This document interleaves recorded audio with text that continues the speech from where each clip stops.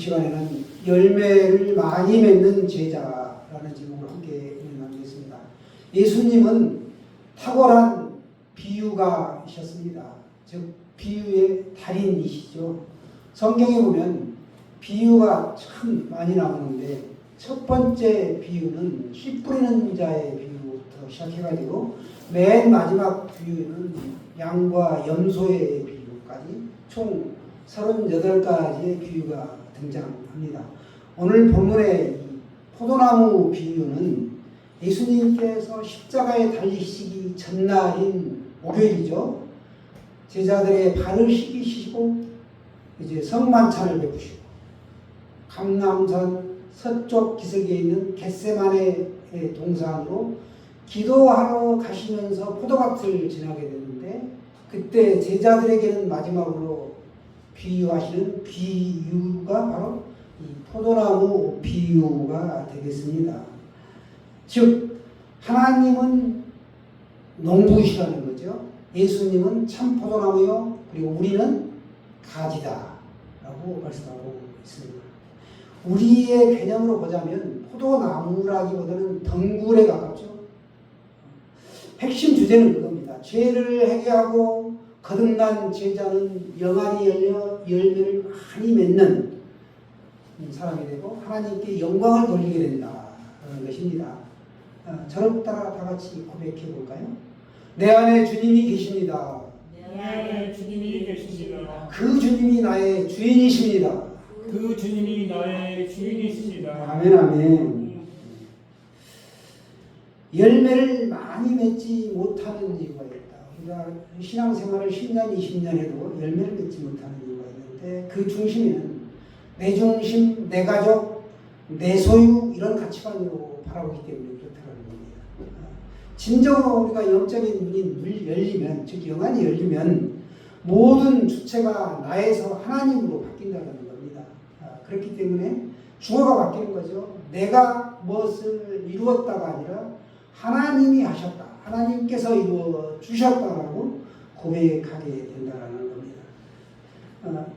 엘리사를 보시게 되면 엘리사는 굉장히 두려움과 공포로 떨었죠.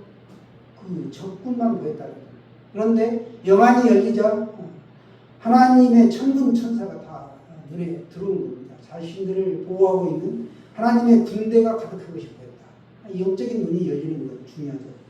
환경은 그대로인데 보는 눈이 바뀐다는 겁니다. 현실이 달라진 것이 아니죠.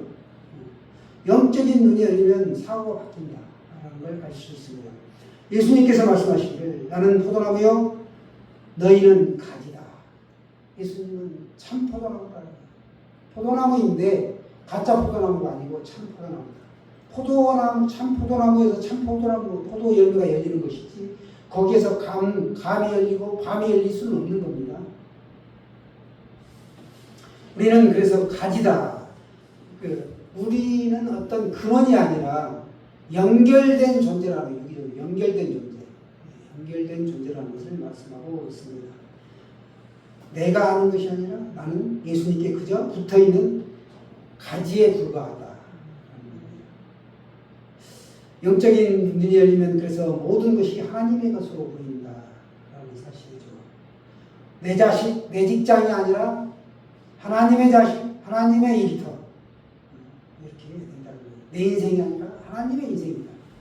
이렇게 볼 수 있습니다. 우리의 문제는 상황이 바뀌지 않는 것이 문제가 아니라 주인이 바뀌지 않는 것이 문제가 있다. 나 자신이 주인이라고 생각해. 내 인생이기 때문에 이건 내가 주인이고 내가 알아서 하는 거다. 그렇지 않죠. 하나님이 나에게 생명도 잠시 맡긴 거기 때문에 우리는 청지기적인 삶을 사는 거죠. 맡김의 삶인 것입니다. 그렇기 때문에 영안이 열리면 주인이 바뀌게 되고 그때 비로소 이제 나의 제자의 삶이 시작되는 것입니다. 주님이 우리를 부르시는 제자로 부르신 목적이 있죠. 복 주시기 위해서 부르신 것이고 제자 되어서 복음을 증거하라고 사람 낚는 어부가 되라고 또 우리를 부르셨습니다.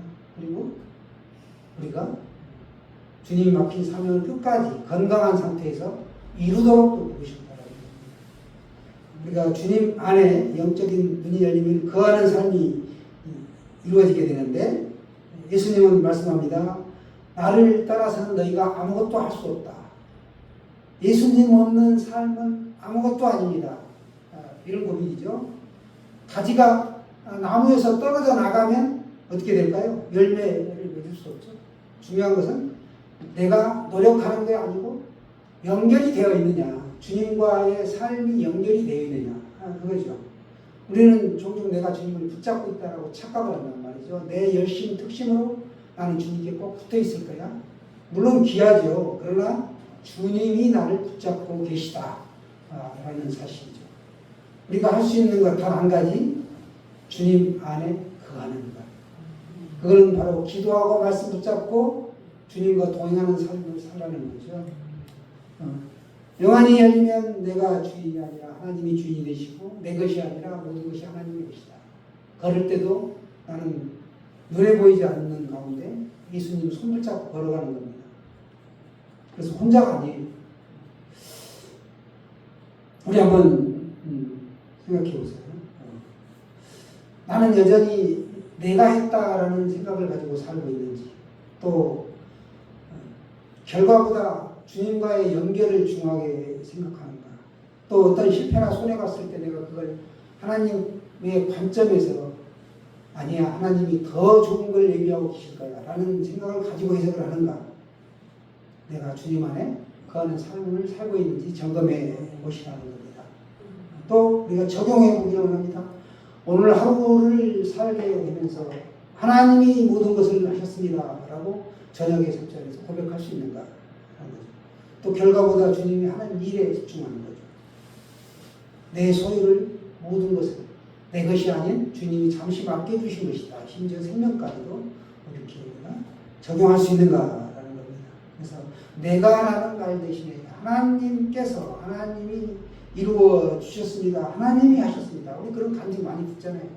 어떤 내가 사람들이 볼 때 와, 대단하다, 엄청난 일을 이루시는 분에게 어떻게 그런 일을 이루실 수 있었냐고 물어보면 저는 아무것도 아니에요. 하나님이 하셨어요.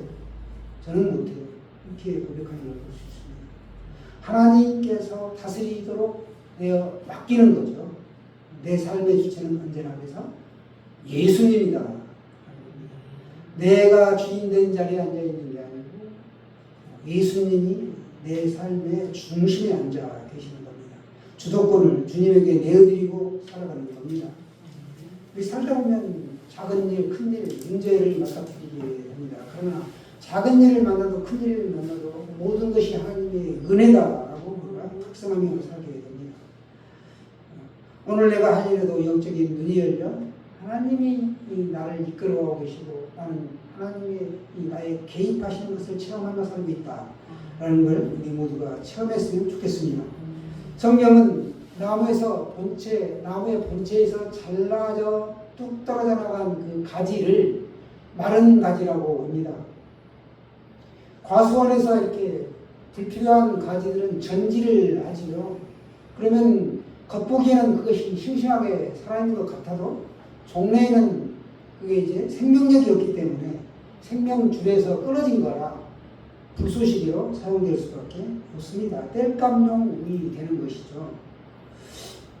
에레미야는 말씀합니다. 내 백성이 두 가지 악을 행하였느니 곧 그들이 생수에 그런 데는 나를 버린 것과 스스로 웅덩이를 판 것인데 그것은 그 물을 가두지 못할 터진 웅덩이니라 이렇게 말씀하고 있습니다. 두 가지를 말합니다. 생수의 근원인 나를 버렸다. 예수를 버렸다는 겁니다. 스스로 어떤 노력으로, 경험으로, 열심 특심으로 모으려고 한다. 돈을 모으고 성과를 달성하고 어떤 걸 이루려고 한단 말이죠. 그걸 말씀하고 있습니다. 예수님을 버리면 그건 터진 웅덩이다. 터진 웅덩이에 내가 물을 부으면 어떻게 되나요? 아무리 노력해도 결과 없이 빠져나오고 말이죠. 예전에 달마야 노자에서 보면 항아리에, 깨진 항아리에 물을 채우기 시합이 벌어지는데 결국은 그 깨진 항아리를 연못에다 풍덩 던져버리죠. 채울 수 없기 때문에 던져버리면 가득 차는 거예요. 그것처럼 예수님이 나를 지배해버리는 겁니다. 전체 성령님이 나를 운행하시고 지배하는 거예요. 그러려면 내가 맡기고 내어드려야 되는데 그걸 못하면 하나님이 역사하실 수가 없어요. 예수님은 우리에게 자유의지를 주셨기 때문에 강압적으로 이끌어 가시는 분이 아니다. 특별한 승리가 있는 분은 물론 이끌어 가시죠. 제자는 그래서 주님께 연결된 사람이다. 내 힘이 아니라 주님의 수원지에서 내려오는 무한 의로움과 평안, 복을 받아 누리게 됩니다. 우리가 집에서 수도꼭지 틀면 물이 콸콸콸 쏟아지잖아요. 그게 바로 수원지에 연결되어 있기 때문에 파이프가 있는 거. 그와 같이 우리가 마시고 밥을 하고 씻고 다 쓸 수 있는 것이죠. 생수의 근원, 수원지와 연결되어 있어야 합니다. 내가 그리스도와 함께 십자가에 못 박혔나니 그런즉 이제는 내가 사는 것이 아니요 오직 내 안에 그리스도께서 사시는 것이다. 바울은 이렇게 고백한 겁니다.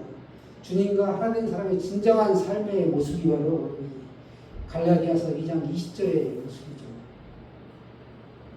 말씀이라는 데이터를 읽고 주님과 접속하는 것. 그러려면 말씀을 읽고 기도하는 가운데 주님과의 접속이 이루어지는 겁니다.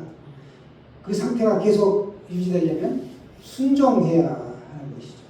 왜요라고 묻기보다는 예라고 대답하고 순종할 때 열매가 맺게 됩니다. 우리 인생의 저주, 가난, 질병 이런 것들이 있죠. 이런 것들을 돌파할 수 있는 비결은 오직 예수 그리스도이십니다. 주님 없인 저는 아무것도 못해요 라고 고백해야 된다 하는 겁니다. 오늘 비유는 예수님께서 십자가의 순환과 부활을 앞두고 이제 자신이 떠나가는데 이런 상황에서 제자들이 이제 영적으로 어떻게 무장해야 될까? 그 무장시키고 준비시키기 위해 이른바 고별사교격으로 하시는 것이 바로 오늘 본문의 포도나무 비유입니다. 우리는 예수님을 따르는 제자입니다. 비유 하나, 예화 하나 말씀드릴게요. 우리 대장장이가 여행을 앞두고 다음날 여행을 떠나려는데 마침 밤늦게 손님이 찾아옵니다. 그리고 말 발굽 편자를 이와 모델을 가지고 와서 이와 똑같은 것 100개를 만들어 주세요 하고 주문을 합니다. 이 대장장이는 여행을 떠나면서 자신의 제자에게 편자를 만들어 놔라 하고 지시를 하고 여행을 떠났습니다. 그런데 그가 돌아와서 만들어진 이 편자를 말발굽 편자를 점검해 보니까 대다수가 불량인 겁니다. 처음에는 원본을 가지고 그 표본을 가지고 만들었기 때문에 똑같이 만들어졌는데 그 만들어진 걸 가지고 그 다음 걸 만들고 그 다음 걸 또 만들어진 걸 가지고 그 다음 걸 만들고 계속 그렇게 만들다 보니까 조금씩 변형이 와가지고 종래에는 다 거의가 다 못쓰게 되었습니다. 모양은 비슷했지만 다른 거죠. 우리가 따르는 진짜 모델이 있습니다. 예수 그리스도이십니다. 진짜 모델을 안 따르면 사입이 이단이 나오게 되는 것이죠. 농부의 목적도 나무의 목적도 가지의 목적도 오직 하나 열매 맺는 것을 목적으로 합니다. 포도나무는 땔감이 목적이 아니라 열매가 목적이다. 열매 맺지 않는 가지는 겉으로는 예수님께 속해있지만 실제로 보면 그렇지 않는 사람들을 말씀하고 있습니다. 교회도 다니고 신앙도 열심히 하고 기도도 하고 헌금도 하고 잘하는 것 같은데 내면에 보면 참된 신앙이나 영적인 어떤 생명력이 없다라는 겁니다. 이 가지처럼 잘려나간 가지와 같은 그런 신앙생활을 한다라고 합니다. 예수님과 연결되지 않는 가지는 마른 가지이기 때문에 쓸모가 없다. 농부이신 하나님은 이런 가지들을 제거하신다라고 말씀하고 계십니다. 깨끗하게 하신다라는 건 즉 장마에 침수가 되거나 이럴 때 가지를 들어 올려주시고 불필요한 가지는 제거하시고 그런 거죠. 받쳐주는 거죠. 그걸 말씀하고 있습니다. 그냥 붙어 있는 것, 가지의 역할은 그냥 붙어 있는 겁니다. 4, 5절 말씀 같이 읽겠습니다. 4절 5절 말씀 시작. 내 안에 거하라. 나도 너희 안에 거하리라. 가지가 포도나무에 붙어있지 아니하면 스스로 열매를 맺을 수 없음같이 너희도 내 안에 있지 아니하면 그러하리라. 나는 포도나무요 너희는 가지라. 그가 내 안에 내가 그 안에 거하면 사람이 열매를 많이 맺나니 나를 떠나서는 너희가 아무것도 할 수 없으리라. 아멘. 나를 떠나서는 너희가 아무것도 할 수 없다. 내 안에 예수 그리스도가 있다고 믿고 살아가는 사람은 그 삶이 늘 예수를 목적이고 예수께서 그 인생을 지배하십니다. 그러니까 가지의 사명은 포도나무에 붙어 있어야 된다. 어떻게든 붙어 있어야 한다. 몸이 아파도 내가 우울해도 또 화나는 일이 있어도 예배의 자리를 지킨다라는 겁니다. 예수님과의 연결을 접속이 끊어지면 안 돼. 그걸 말씀하고 있습니다. 피곤해도 설레도 아파도 나는 예배 드릴 거야. 그리고 말씀 볼 거야, 기도할 거야, 찬양할 거야. 이런 삶이 연결됩니다. 이게 예수님과 연결되죠. 컴퓨터 켜면 패스워드가 있고 비번이 있고 다 그렇죠.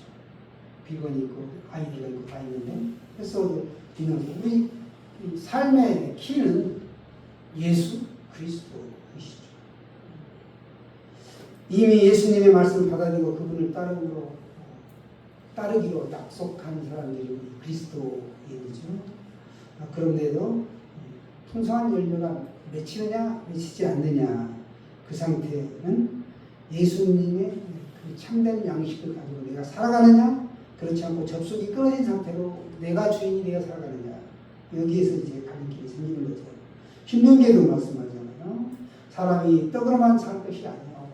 떡이 필요하다는 거예요. 떡을 먹어야 살죠. 생명이 유지되죠.